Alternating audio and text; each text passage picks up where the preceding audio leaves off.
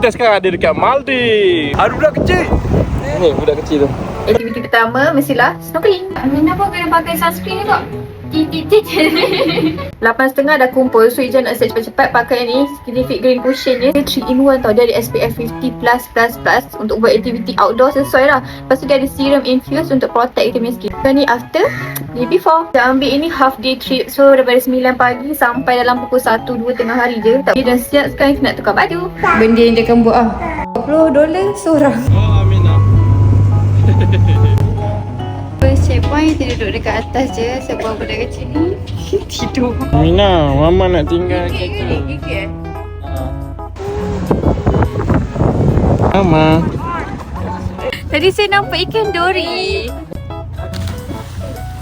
Tadi kita lunch dekat atas sandbag. Tapi sebab air banyak, kita lunch atas boat je. Jom kita dah boleh pergi kat sandbag. Inilah sandbagnya.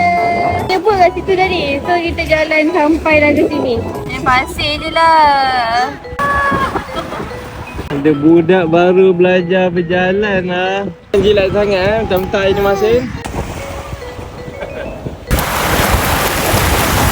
Dah selesai kita punya half day trip. Sana tu. Nak sini lah, Aminah okey. Tidak. Saya punya makeup okey again. Haa. Cantik lagi lah.